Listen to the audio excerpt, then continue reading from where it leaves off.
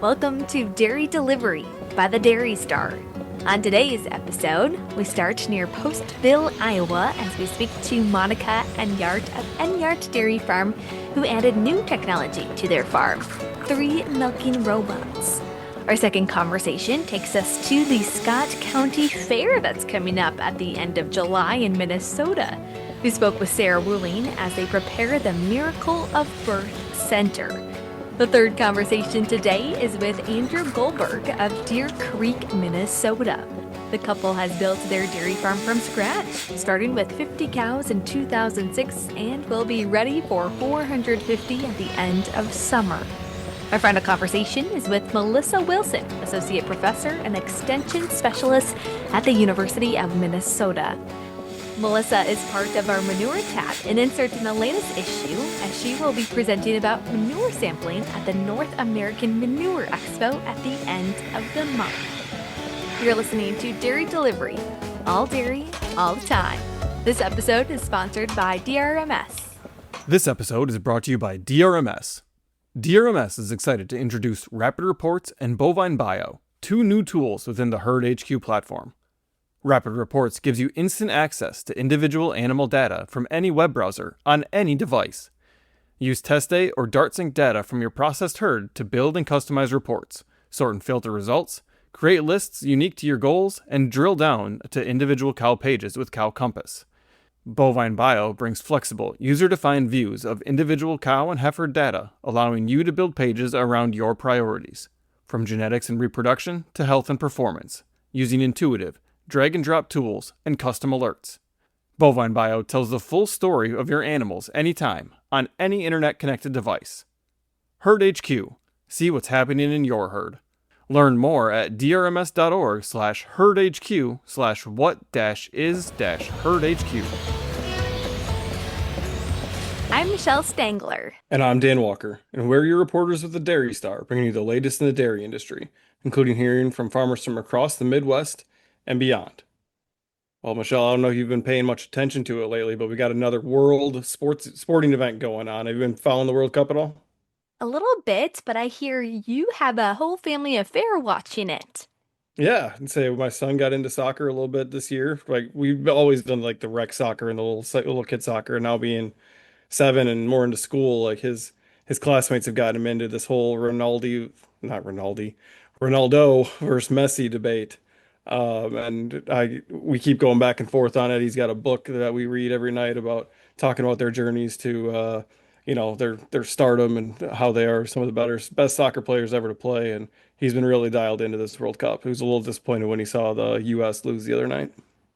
Yeah, that was unfortunate. Certainly fun to watch and to see the U.S. really get behind some of our soccer players across the world. But what's really cool is there is even a dairy connection. I had the chance to speak with the Iowa Dairy Princess alternate, who helped make it a possibility to give champions of boys soccer in the state of Iowa some milk. You'll be able to read that story in a few issues, but I'm certainly looking forward to continuing to watch the World Cup in the next few weeks.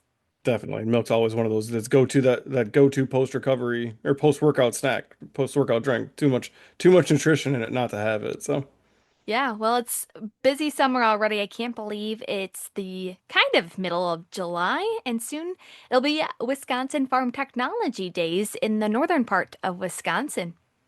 yeah, up there in Stratford. It sounds like they're gonna we're getting prepared to have a pretty good time. I know we're gonna have a booth set up there. We got a couple salespeople and one of our other writers that'll be manning it, hoping to see some of you readers, see some of our listeners, and talk about all things farm tech and what you guys are looking forward to. And if you happen to have any story ideas or anybody you think should be featured in the paper, feel free to let them know. I know we're always looking for more story leads. And it's always cool to see when it's on a dairy farm. And this year, especially the jokes that they have since it's at No Joke Dairy. So really cool to see some of those technologies that's going to be seen there. And I know our teams across the Midwest do go to a lot of farm shows. So make sure to share some stories with us when we're there. But so many conversations in today's episode. So let's get into it right now. We start today's episode with Monica Enyart. Enyart Dairy Farm recently finished adding some new tech to the farm. The Enyarts installed three Lely Astronaut A5 milkers, a Lely Juno Flex automatic feed pusher, two Lely Discovery robots, and a Lely Luna brush. They chose to add the new way of dairy farming to give themselves more flexibility as their children get older. Our farm is about a four generation dairy farm. This is my husband's farm, Brian, and his family actually started milking here on this site about 24 years ago. And we are currently milking about 150 cows, hoping to get up to 180. We added on about 100 foot to our current freestall barn. And in that, when we did that, we also added 3 milking robots. And then we added 2 Discoveries, which are the manure collectors. And then we have a Juno feed pusher also. A lot of new tech coming in then. Yeah. Why make this move now? We had talked a little bit earlier, and you put a parlor in 2010, but you still wanted to renovate and kind of move it on to the next evolution of technology. You could say, right? Right. Why would you make this move now? Well, yeah, like our parlor definitely wasn't wore out or anything, but about 5 years ago, we put in the SCR collars, and we had always thought in the back of our heads that we'd add robots at some point. Just didn't know when. The Choose Iowa grant was very helpful in the decision-making process with being able to get a $100,000 grant to go towards it. That helped a lot. But I would say our biggest decision maker was, my body was getting wear out from milking the cows, and we were just missing out on kids' activities and wanted to be able to participate in some of that a little bit more. And then give the kids a chance to see what the robotic milking system would look like on the management side, basically, before they graduated. Mm-hmm. So they could decide if they wanted to come back and be a part of the farm. So it's a big step for them. Obviously, they're active in the dairy when they were younger, so they get the full experience of having the parlor set up, and then now the robots that they are able to kind of see the evolution, kind of history of. There's 2 different styles of milking, I guess, right? Right. Now you're a couple months into it. Robots went online in September, right, Mm-hmm. of last year. What are some of the benefits you've seen so far in the 8 months now that you've been milking in the robots? Probably our biggest benefit is the increase in milk.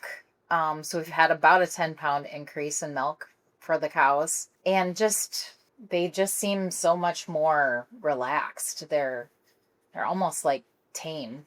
It's crazy. You can walk out there and pet half of them and they don't care, it's kind of cool. So you were the one doing the milking every day, kind of in the morning. Were you milking morning and night, or were your kids milking at night too? I can't remember. I did most of the morning milkings. Okay. The kids helped at night. We did have part-time help for quite a while. Okay.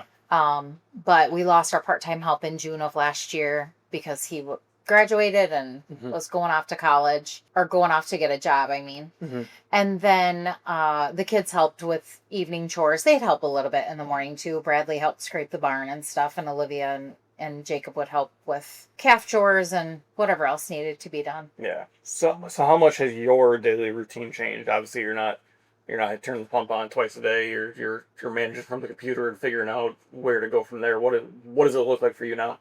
Yeah, I would say we're coming out a lot later than we were. We used to milk between 5 and 6. We were out, doing chores. 5 and 5:30 probably doing chores. Now it's closer to 6:37. Mm-hmm. I would say we come to the barn in the morning, and then in the afternoon it's between 4 and 5. We're in the barn checking.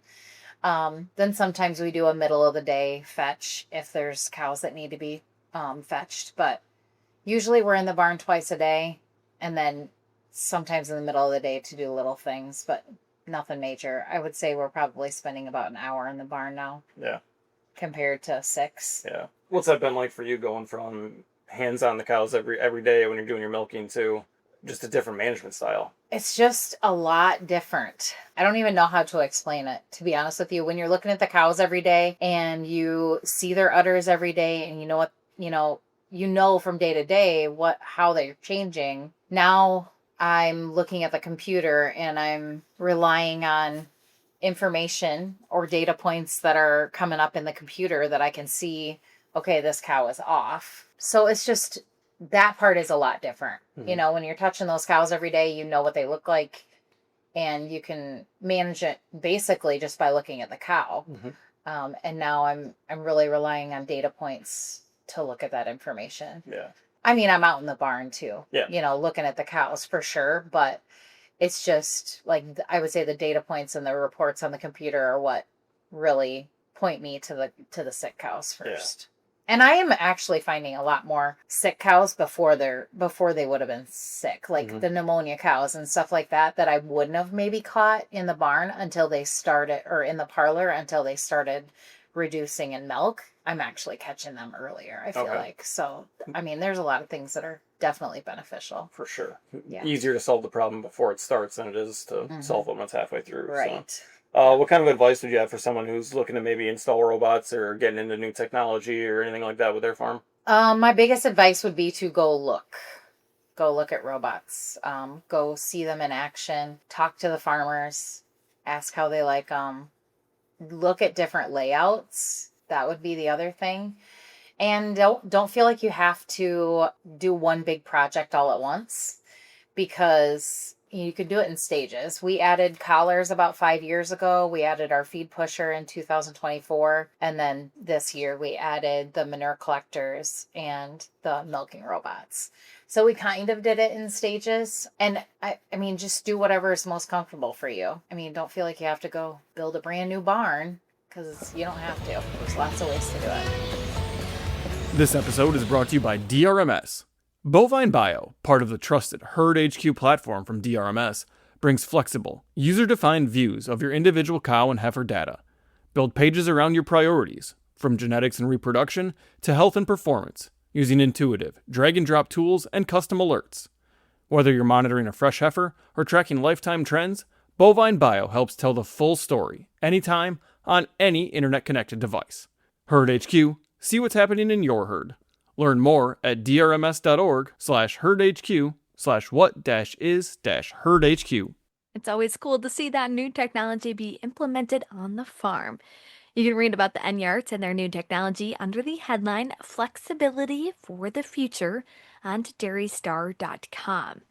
While seeing a need for more people to be in touch with agriculture, that's what started the idea to get more people to be in touch with the Miracle of Birth Center found at Scott County Fair. It was started by our next guest, Sarah, whose father, Ken, who had that first idea. It was founded back in 2013, featuring dairy cattle, gilts, chicks, and when available, sheep and goats. For Sarah, one of the most rewarding aspects of the event is helping bridge the gap between consumers and agriculture.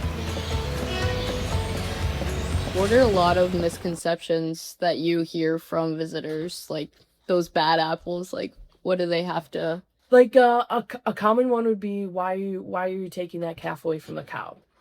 My favorite analogy is, especially for little kids, well, you have your own bed that you sleep in at home, right? This calf has its own room too. This is its calf's room.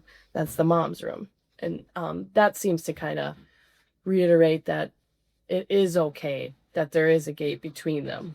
That and that would probably be the biggest one. Other ones, like the sows in the crates. Mm-hmm. Well, it's more so merely for that piglet's protection. But otherwise, for the most part, it's more eye-opening, and they're like, oh wow, like that's how that happens, and that came from this, and it's more positive.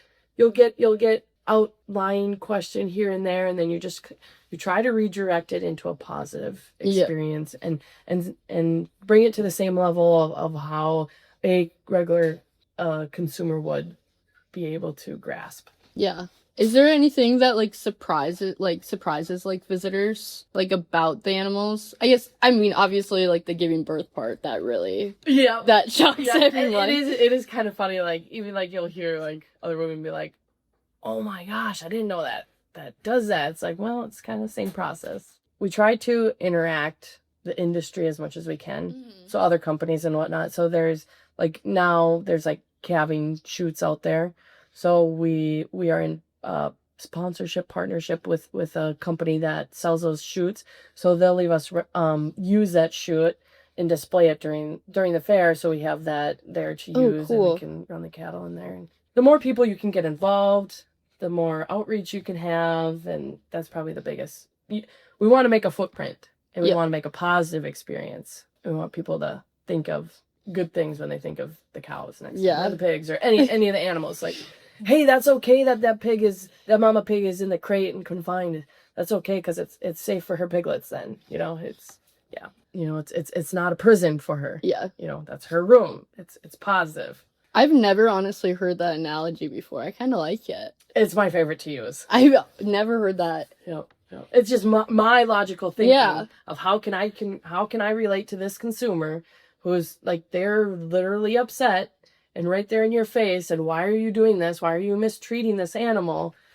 And it's like, well, you have your own room when you go home, right? And then it just kind of calms the environment, and now they have something to relate to.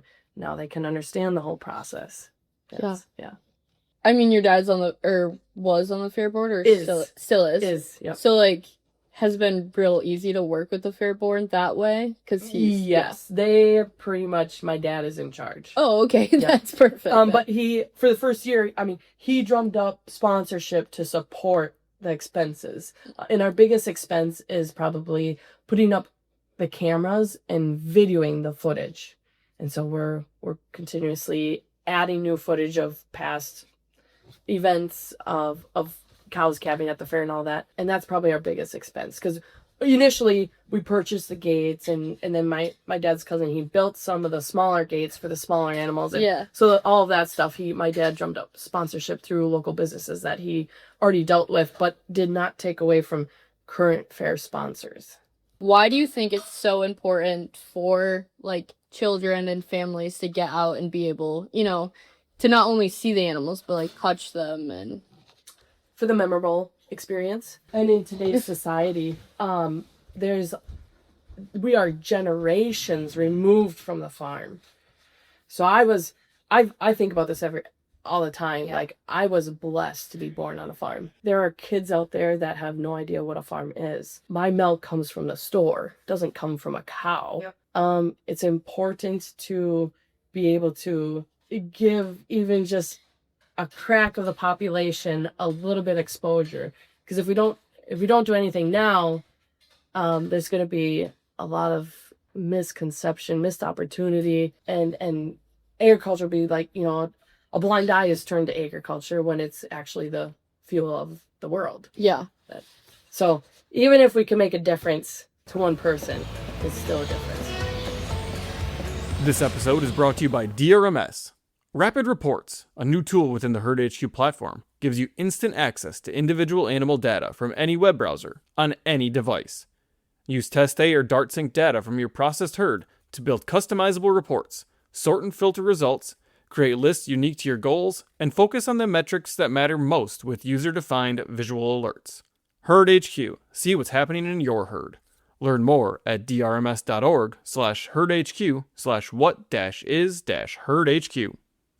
That's just one of those experiences I think we take for granted for those of us who have grown up on a dairy farm and been around it forever. It's it's good to have something like that for people to be able to see the miracle birth in real life and get to see what it's actually all about in terms of animals and on the farm and on the proper care they can get. And you can read more about this attraction as county fairs continue to happen across the Midwest with the headline, "From Farm to the Scott County Fair" on dairystar.com.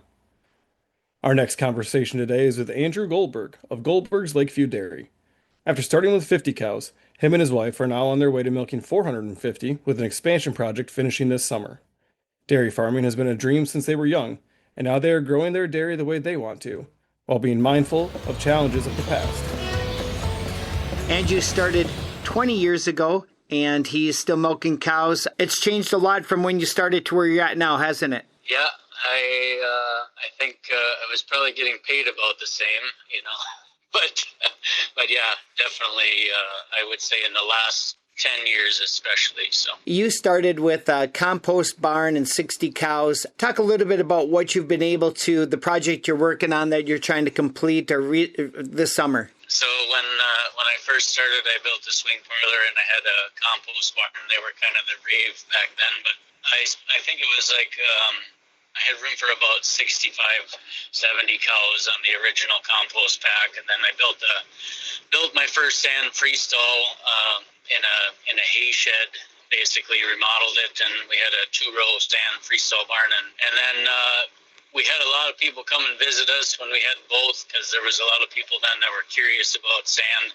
It wasn't as popular, I guess, then, or just hadn't taken off like it is now. But anyways, short time after we had put the sand barn in, then we decided we wanted to do sand on everything. So we kind of quit the pack and poured some concrete and put stalls in that barn too, and then went up to about 120 cows, and then we added again and went to about 250.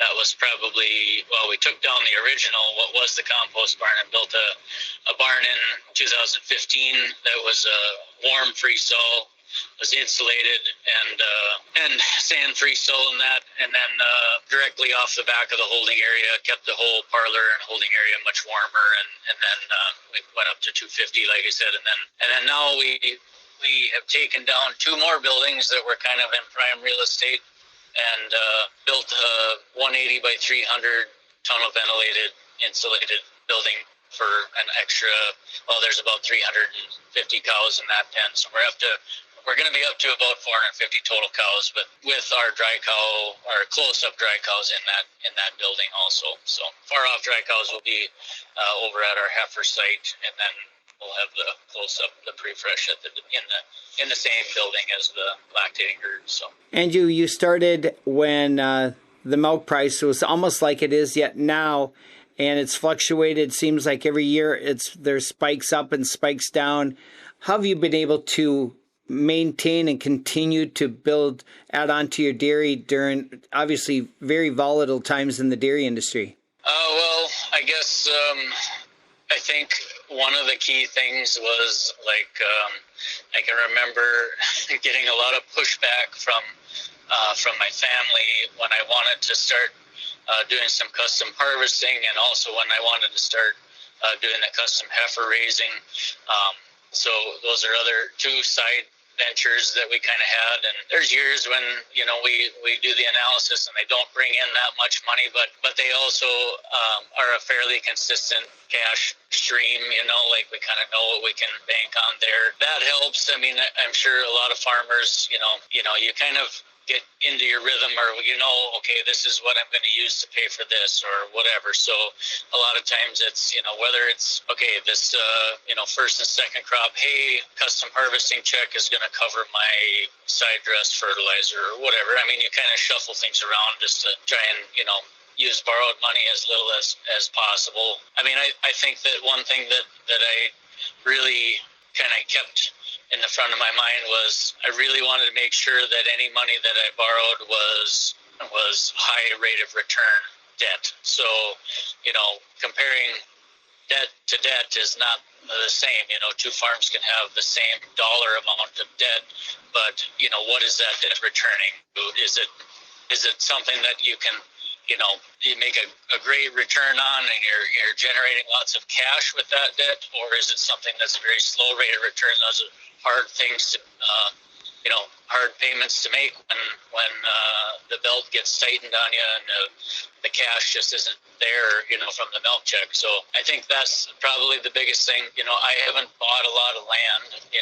My strategy was always try and build the herd, get the herd bigger, because it's always going to be easier for me to buy land when I can, have a payment, make that payment off of more cows, diluted over more cows. It's my wife and I have bought about 80 acres, and then we rent my parents 200 acres, and then the rest of the land that I farm is rented. So, I understand a lot of people don't have that luxury, or if your neighbor decides he wants to sell and you got to buy it, that's a different circumstance. You got to do what you got to do. But I would say that, being able to rent land has allowed me to grow, and, it doesn't strap me for cash as much as if I was trying to buy a big chunk of farmland or something. Just let me borrow things that had, the greatest rate of return, which was usually milk and more cows, so. 20 years into your dairy career, what what thrills you about milking cows yet? What thrills me? Just problem solving. I mean, I feel like even guys that are close to their retirement, in dairy, there's curveballs every year. It doesn't matter. That's what keeps farmers interested in farming is that, it doesn't matter how good you are at it. You could always be better.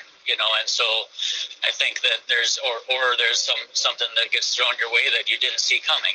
So there's no farmer that is just so sure that he's got everything figured out. I mean, things are changing so fast all the time, and technology and everything is just, how could you not be interested in it? Because there's so many tools out there to do, whichever aspect it is of your business, whether it's the mechanical side, the animal husbandry side, or the financial side. I mean, there's just things coming at you all the time that you can use and adapt and make improvements. And I think that's what I love about it. It's like when I was young and I would see a dairy that was seemingly really well managed, it was like, wow, that's a really hard thing to attain. It's not easy. It's just getting the bare, minimum chores done is a big task. And if you could do a really good job at it, that was a really, hard goal to attain. So it's, I've always liked that challenge of it, that, dairying it's an intense business. So I feel like it takes a certain kind of person you have to like problem solving. And Read about the Goldbergs and their farm on dairystar.com, looking for the headline, Building the Farm They Envision. In today's final conversation, I had the chance to speak with Melissa Wilson. She, alongside a peer, will be hosting a manure sampling educational session, which will also talk about a cool database, what I really think is interesting, bringing data together at the North American Manure Expo in Wayne, Nebraska at the end of July. Let's hear her insight into her daily experiences. So a lot of my job is trying to figure out what questions farmers have and then figuring out a way to test some of those ideas or questions and kind of do the research and then report back. So it's kind of this cycle thing. So from day to day, I might be at an extension event, either kind of networking with folks, trying to hear about what they need, or reporting back. Or I could be working on research to answer those questions, et cetera. So just a variety of things that I'm doing day to day. As you look at the value of the manure and it going into fields and, even with the cost of fertilizer here today, why should you think about it from a sample perspective and that it's like, oh, okay, this is like fertilizer I need to buy. Oh, I don't need to buy this fertilizer anymore. Yeah, exactly. I think for a long time, people treated manure as a waste, but as we're realizing like the circularity of it, if you apply it back to the fields, then you don't have to buy as many nutrients or as much fertilizer to grow the same amount of crop. The value is becoming definitely more apparent. And that's what I tell folks all the time is you're getting nitrogen, phosphorus, potassium. You're also getting a lot of the micronutrients in manure that you're not necessarily applying on a yearly basis. But knowing what you have helps you to make the future decisions on what you need to purchase. So it's kind of like a bank account, right? You need to know what's in the soil, what do you already have in your account, what's coming in. So in this case, the manure. So that way, if you're meeting your goals. And when you choose a sample, can we talk a little more about like the importance of it? Like tell us more about kind of the value of spending more than 30 seconds on choosing where to go in your manure and then sending it to the lab. Yeah. So it depends on if it's solid or liquid. So with our solids, it's often stacked in a pile.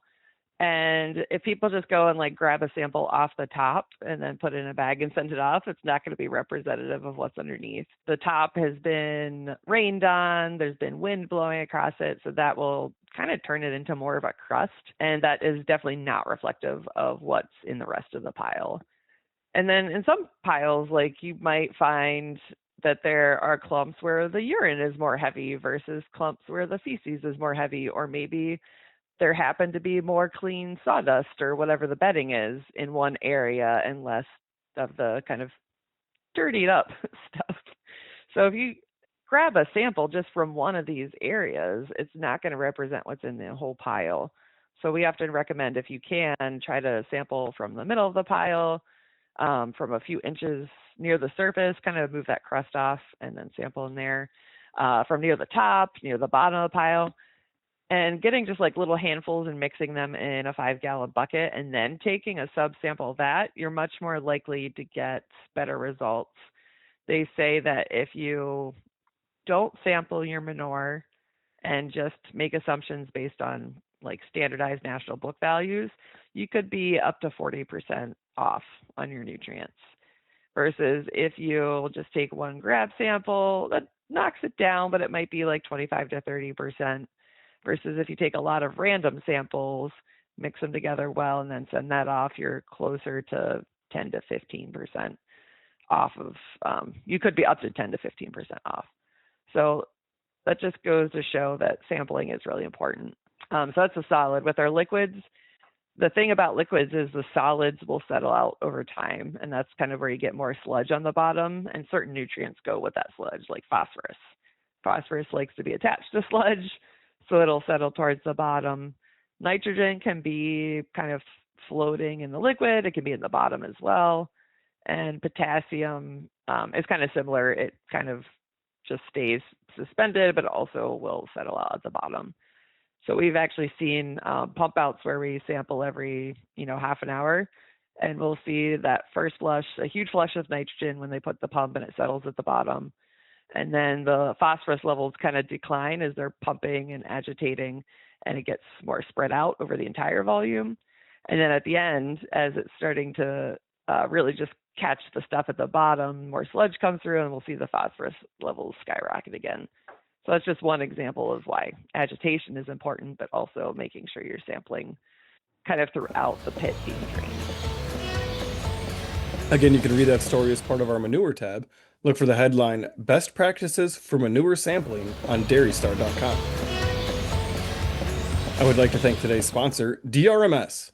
DRMS is excited to introduce Rapid Reports and Bovine Bio, 2 new tools within the Herd HQ platform.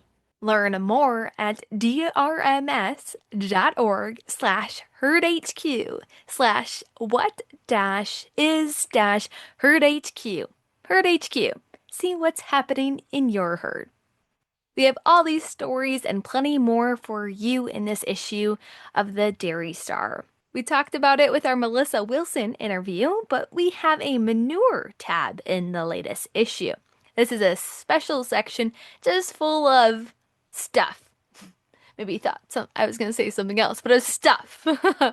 Articles about manure management, a digester, and more, as this will be featured at the North American Manure Expo in Nebraska coming up at the end of this month at the Wayne County Fairgrounds.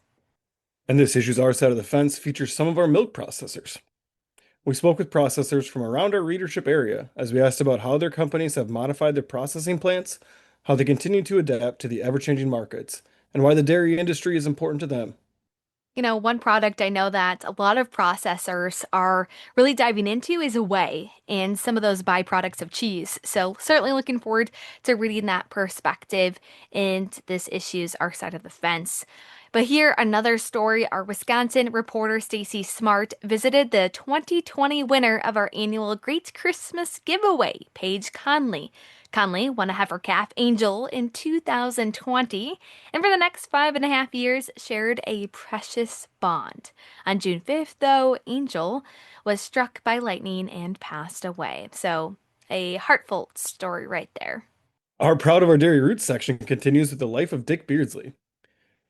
After the 1982 Boston Marathon that we heard about in our last episode, he went back home to Minnesota, where he worked on the farm. But adversity didn't stop there, as he faced a farming accident, car accidents, addiction, and endured the death of his son, Andy. Dick Beardsley, reading the article we had of him on the Boston Marathon, and then reading this one too, he has lived several lives by the sound of it, a lot of life experiences and a lot of things you could take away from his experiences and how you continue to maybe have some gratitude with even your own everyday life. And you can find stories in next week's Dairy Star newspaper. Then come back to the Dairy Delivery on Spotify, Apple Podcasts, or wherever you listen to podcasts to hear more of those stories.